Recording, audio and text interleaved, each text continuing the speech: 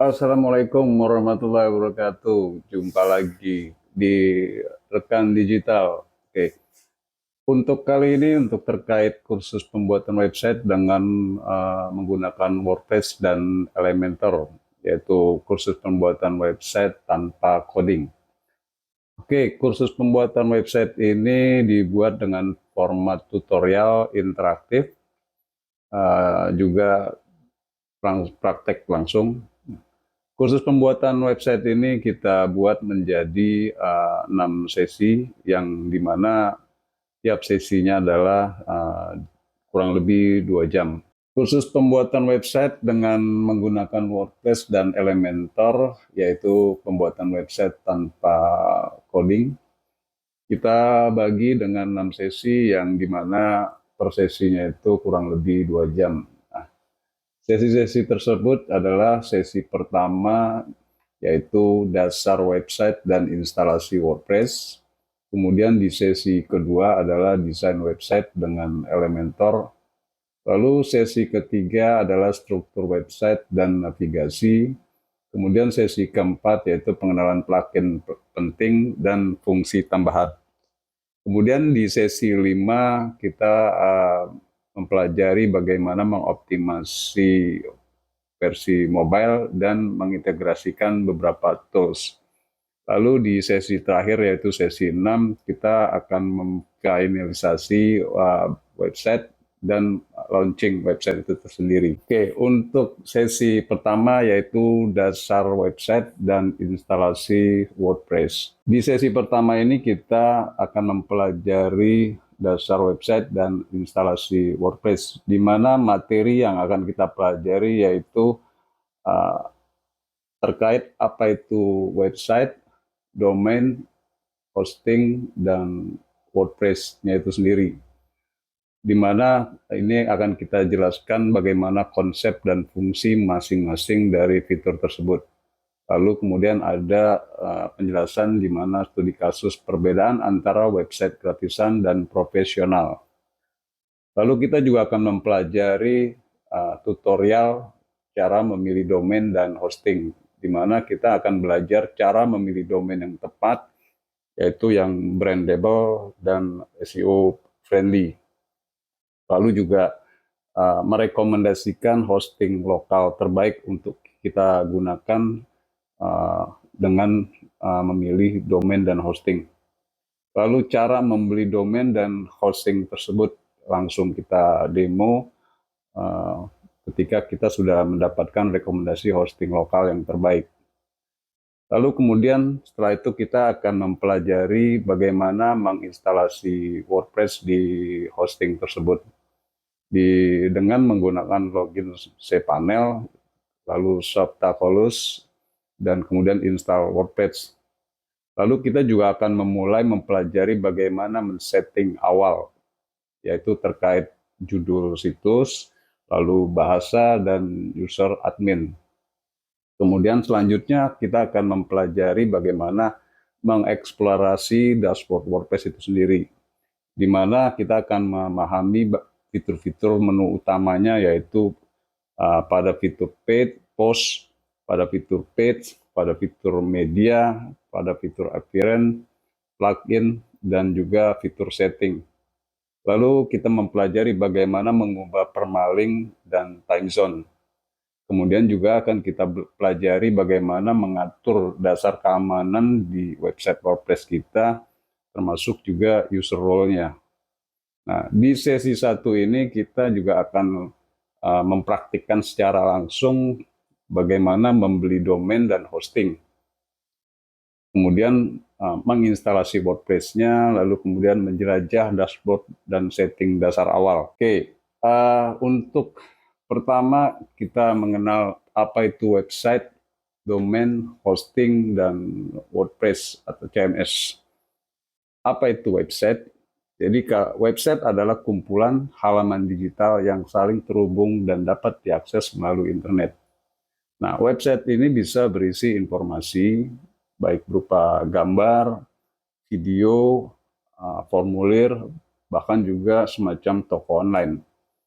Fungsi websitenya itu sendiri yaitu sebagai media promosi dan branding. Kemudian sebagai tempat menyampaikan informasi secara terus-menerus, yaitu 24 jam per per minggu, aktif terus. Kemudian juga sebagai sarana komunikasi bisnis kita, yaitu melalui form kontak ataupun chat.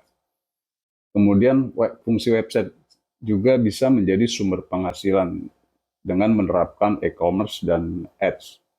Nah, jika kita melihat dari beberapa contoh website, kita akan membedakan dengan jenis website itu sendiri. Nah, jenis website itu sendiri ada yang berupa semacam toko online yang seperti kita tahu, yaitu di tokopedia.com. Kemudian juga ada website yang sifatnya itu menjual jasa, yaitu rekansdigital.com.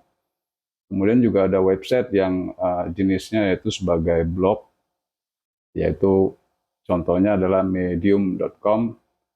Kemudian juga ada jenis website yang jenisnya yaitu semacam portal berita. Ini bisa kita lihat sebagai contohnya yaitu detik.com. Lalu kemudian apa itu domain? Nah, domain adalah alamat unik yang digunakan untuk mengakses website. Domain itu ibaratkan alamat rumah kita. Nah, seperti kita lihat contoh domainnya ada, yaitu misalkan www.google.com. Nah, kita bisa lihat ini adalah alamat domain untuk google.com. Kemudian ada juga alamat domain yaitu www.rekandigital.com. Nah, kita juga bisa dilihat ini adalah contoh alamat domain. Kemudian juga adalah www.tokopedia.com. Di sini juga kita lihat contoh alamat URL-nya. Nah, fungsi domain itu sendiri yaitu memudahkan orang untuk mengunjungi situs Anda. Kemudian juga untuk membangun kredibilitas secara profesional, kemudian sebagai bagian dari brand online bisnis Anda. Oke. Catatan penting untuk terkait domain ini adalah domain itu harus dibeli dan diperpanjang setiap tahunnya. Jadi ketika kita sudah mempunyai domain, kita harus ibaratnya memperpanjang masa waktunya ketika sudah setahun sekali gitu ya. Oke, kita lanjut ke selanjutnya adalah terkait hosting. Nah, ini hosting juga adalah salah satu bagian yang dibutuhkan untuk membuat website selain dari domain. Sedangkan hosting sendiri adalah tempat untuk menyimpan semua file website, baik itu berupa gambar, teks, database, dan sistem. Hosting bisa diibaratkan sebagai rumah, yaitu tempat file disimpan. Sedangkan domainnya itu sendiri adalah sebagai alamat rumahnya. Nah, jadi kalau kita lihat di dalam hosting itu akan tersimpan file-file yang nantinya akan menjadi website kita. Ini file-file yang tersimpan di dalam hosting. Kemudian hosting itu sendiri terdapat di antaranya adalah di control panel. Nah, fungsi hosting adalah menyimpan dan menjalankan file website. Nah, seperti kita lihat, ini adalah file website kita yang disimpan di dalam hosting. Kemudian menyediakan bandwidth agar website bisa diakses kapan saja. Kemudian menyediakan control panel untuk pengaturan teknis, misalnya cPanel. Nah, ini seperti kita lihat, ini adalah tampilan control panel atau cPanel pada hosting. Nah, poin pentingnya yaitu hosting yang baik itu sama aja dengan website yang cepat, aman, dan stabil. Oke, kita lanjut ke apa itu WordPress atau CMS dalam kurung. Jadi WordPress adalah content management system yang paling populer di dunia untuk membuat website tanpa coding. Nah, sedangkan WordPress adalah sebuah perangkat lunak open source yang menjadi pilihan bagi jutaan situs web di seluruh dunia, dari para kreator dan bisnis kecil hingga perusahaan besar. Sedangkan fungsi WordPress sendiri adalah memudahkan pembuatan dan pengelolaan website. Kemudian kita tidak perlu paham bahasa pemrograman. Kemudian juga sudah tersedia ribuan template dan plugin siap pakai. Dan WordPress juga cocok untuk blog, toko online, portofolio, ataupun website bisnis. Keunggulan WordPress tersebut yaitu WordPress bisa kita dapatkan secara gratis karena dia open source. Kemudian WordPress juga SEO friendly. Lalu komunitas global besar. Jadi ketika kita menggunakan website menggunakan WordPress, ada banyak tutorial dan support yang bisa kita dapatkan di internet. Kemudian website juga bisa dikustomisasi dengan Elementor dengan fitur drag and drop-nya. Oke, di selanjutnya adalah terkait studi kasus bagaimana website gratisan dan website profesional. Jadi kalau kita lihat perbandingannya, yaitu pertama fitur alamat domain. Ketika kita menggunakan website gratisan, maka biasanya nama kita itu menjadi subdomain dari penyedia website tersebut. Contohnya misalnya kita menumpang di Blogspot, maka biasanya di sini ada nama usaha kita .blogspot.com atau juga bisa menggunakan wixsite.com.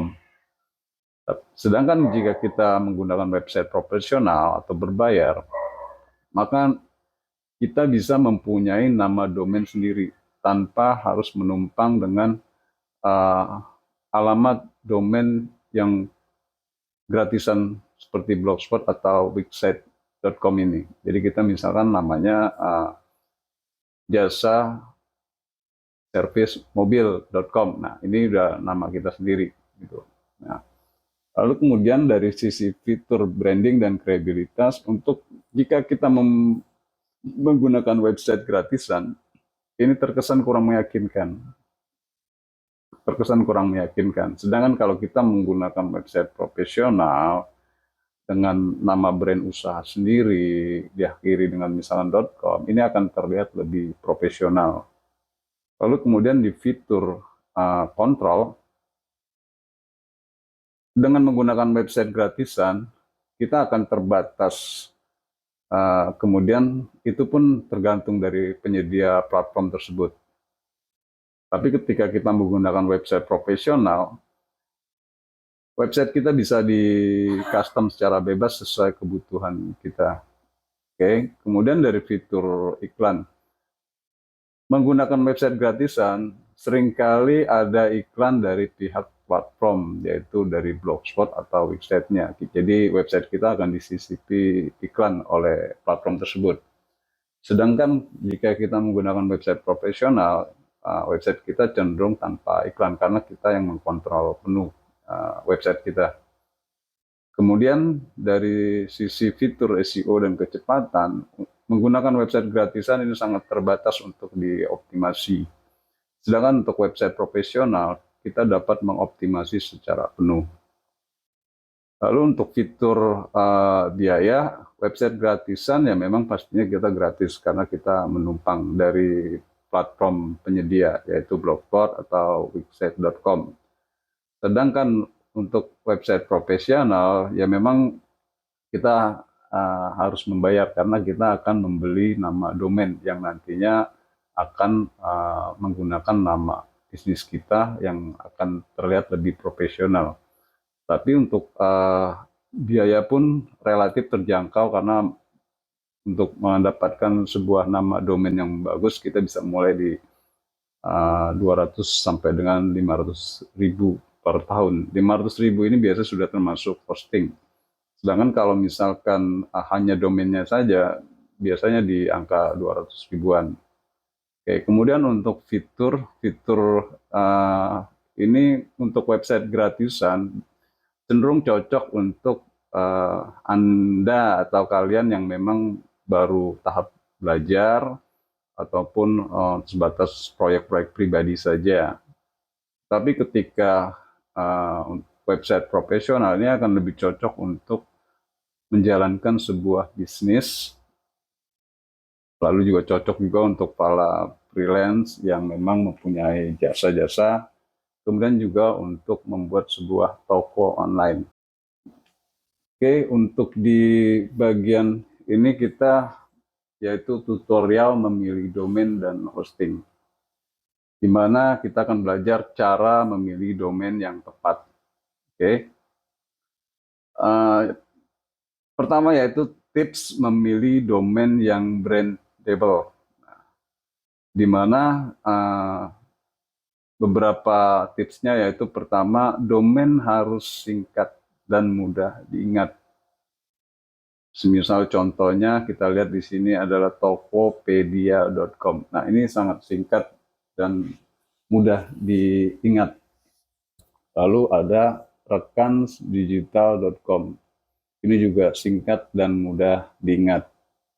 Kemudian tips kedua yaitu domain harus mudah dieja dan tidak membingungkan. Nah, jadi di sini hindari angka atau tanda hubung jika tidak perlu.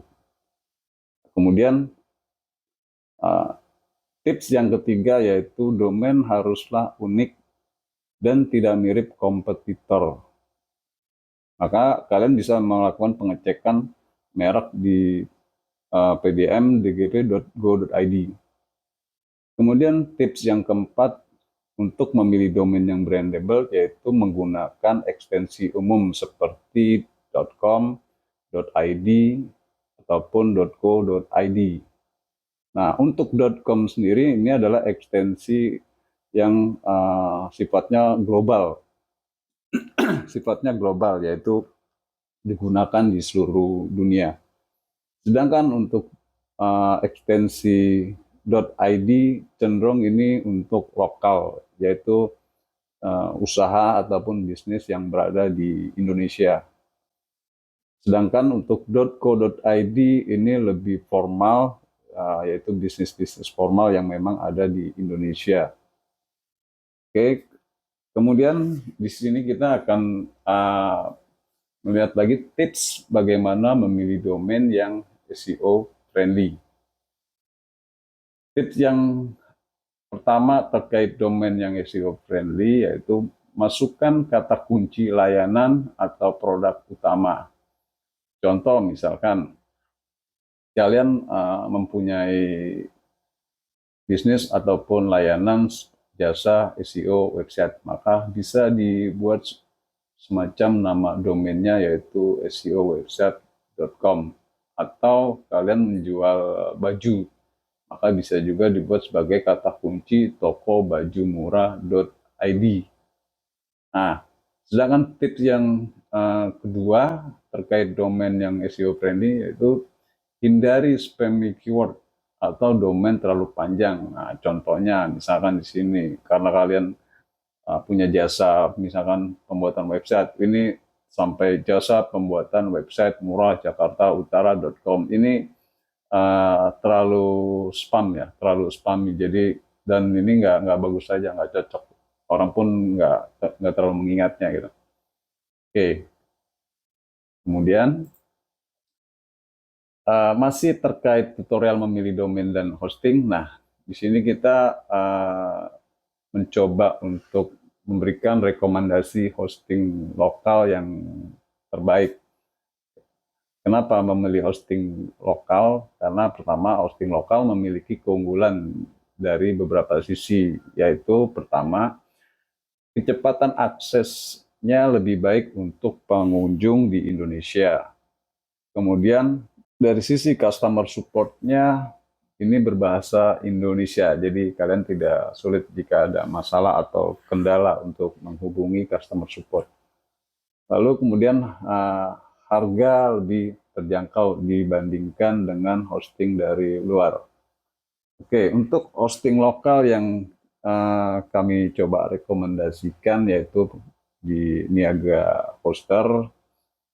kemudian ada Dewa Web, kemudian juga ada Hostinger Indonesia, dan ada juga ID Cloud Host.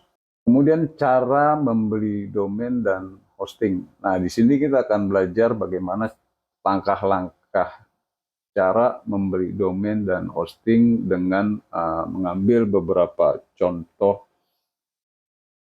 dari yang saya coba pakai, yaitu dari Rumah Web. Oke, nah pertama, kunjungi situs penyedia hosting. Seandainya misalkan kamu cocok di Niaga Hoster, maka kamu tinggal klik pada URL ini dan ataupun dari Rumah Web. Nah, kemudian sebagai contoh ini saya menggunakan rumahweb.com. Jadi di halaman tampilan beranda website Rumah Web, kita bisa melihat ini ada tampilan halaman depannya. Kemudian di area tersebut ada kolom yang fungsinya untuk kita memilih nama domain. Nah, di sini kalian cukup ketikkan nama domain yang kalian inginkan pada bidang yang disediakan, lalu klik tombol cari domain untuk melihat ketersediaan nama domain kamu. Jika nama domain kamu yang kamu inginkan tersedia, biasanya akan muncul tampilan seperti ini, lalu klik tombol daftar. Nah, kemudian akan muncul pilihan paket hosting. Nah, di sini kamu bisa memilih paket yang sesuai dengan kebutuhan kamu. Lalu kamu akan diminta untuk membuat akun untuk menyelesaikan pembayaran. Nah, di sini kalau misalkan kamu sudah terdaftar, kamu bisa langsung menggunakan akun kamu yang sudah terdaftar, atau juga bisa menggunakan akun Google kamu yang memang sudah ada. Oke, lalu kamu akan diminta untuk memilih metode pembayaran yang akan digunakan. Di sini kita bisa lihat. Nah, lalu akan muncul beberapa metode pembayaran yang disediakan. Nah, metode pembayaran yang disediakan ini bisa melalui transfer bank, e-wallet, atau QRIS. Lalu di sini kita ambil contoh menggunakan pembayaran QRIS. Lalu klik tombol lanjut. Nah, setelah klik tombol lanjut, kamu akan diarahkan ke halaman keranjang belanja. Di sini akan ditampilkan total harga yang harus kamu bayar. Jika kamu menyetujui dengan total harga tersebut, kamu bisa melanjutkan dengan klik tombol checkout. Nah, ketika kamu sudah setuju dan membayar, kamu akan diarahkan ke area akses dashboard hosting dan instalasi WordPanel. Setelah bayar, kamu akan bisa langsung install WordPress via panel hosting otomatis, dan ini tampilan dashboard halaman hosting dari Rumah Web, termasuk juga di sini ada cPanelnya. Oke, untuk video selanjutnya kita akan memulai praktek langsung bagaimana cara membeli domain ataupun hosting di penyedia layanan Rumah Web. Jadi kalian bisa lanjut ke video berikutnya agar bisa lebih memahami bagaimana cara lengkap dan detailnya membeli layanan hosting ataupun domain di Rumah Web. Oke, sampai jumpa di video selanjutnya.